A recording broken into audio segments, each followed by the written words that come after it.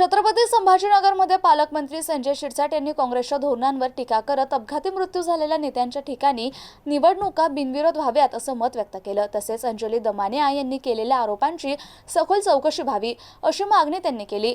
दरम्यान शहरातील एलपीजी टंचाईमुळे अनेक व्यवसाय बंद पडण्याच्या मार्गावर असल्याची गंभीर बाबही त्यांनी मांडली आहे। नीतीवर चालत नाही ते त्यांच्या नीतीवर चालते, म्हणून जे काही सरकार पडलं त्या टायमाला काँग्रेस कारणीभूत होतं हे म्हणणं आता यांना ते जाणवतंय।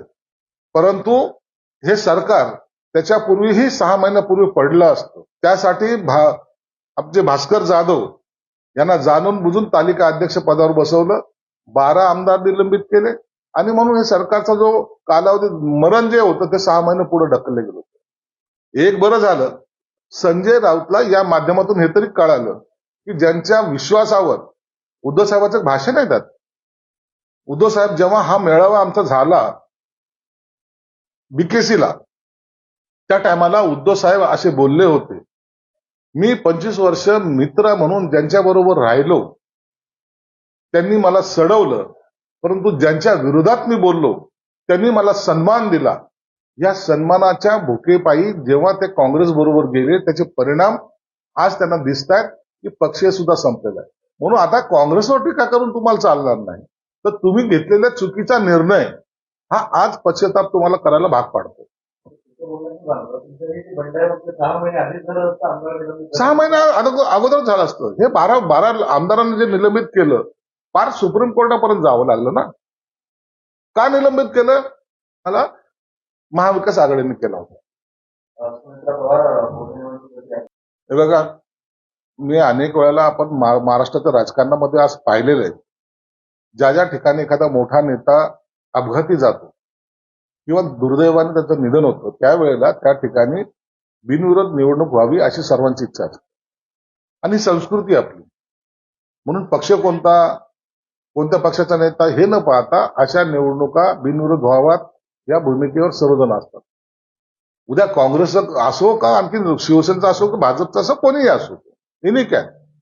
म्हणून अशा वेळेला बिनविरोध निवडणुकी झाली पाहिजे। परंतु आता काँग्रेस ज्या पद्धतीने त्यांचा उमेदवार जाहीर करते, यामुळे महाराष्ट्राच्या या असलेल्या संस्कृतीला किंवा असलेल्या पहिल्याच्या जे काही चालत आलेल्या परंपरेला छेद निश्चित काँग्रेसने दिलेला आहे आणि याचा परिणाम येणाऱ्या भविष्यामध्ये सगळीकडे दिसेल।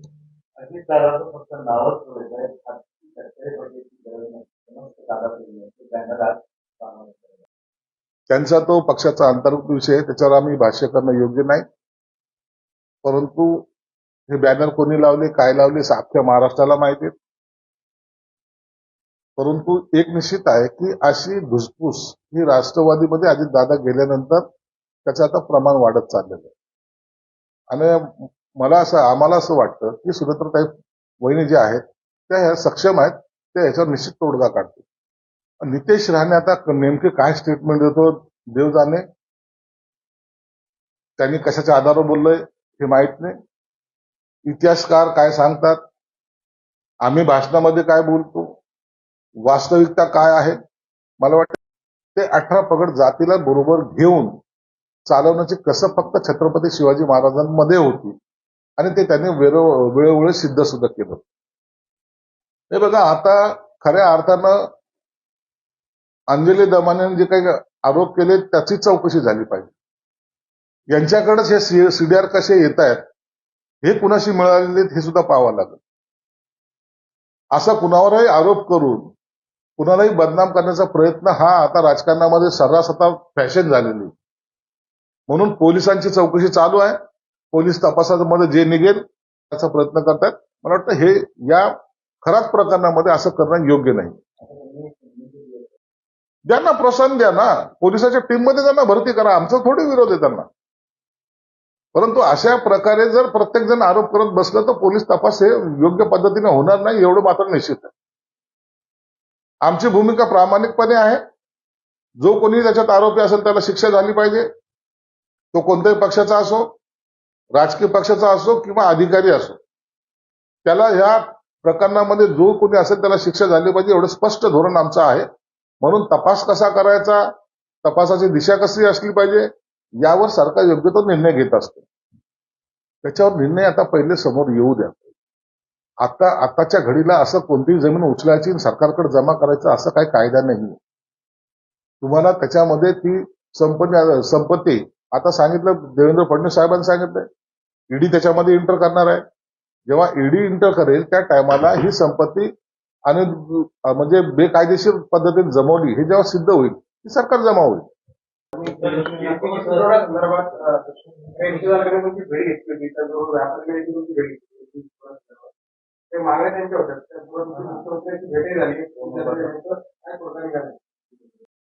एलपीजीच्या संदर्भामध्ये हा जी काही गॅस टंचाई होते त्याच्यामुळं संभाजीनगरमध्ये अनेक कारखाने बंद पडण्याच्या मार्गावर आहेत. गेल्या कॅबिनेटमध्ये सुद्धा हा विषय निघाला होता. ऑटो एलपीजी हा एक वेगळा विषय आहे आणि एलपीजी गॅस हा वेगळा आहे. या दोन्ही विषयावर गेल्या कॅबिनेटमध्ये चर्चा झाली होती. माननीय मुख्यमंत्र्यांनी सचिवांना काही आदेशित केले होतं आणि त्यानुसार बैठकही झाली होती. परंतु मनात संजय गायकवाडांनी जो काही आरोप केलेला आहे तो तिथलच्या स्थानिक राजकारणावर केला असावा आणि या संदर्भामध्ये एकनाथ शिंदे साहेब ही संपूर्ण माहिती घेतील आणि असा प्रकार जर घडत असेल तर निश्चितच वरिष्ठ नेते म्हणून एकनाथ शिंदे साहेब आणि देवेंद्र फडणवीस यांच्यात चर्चा निश्चित होईल आणि त्यातून योग्य तो मार्ग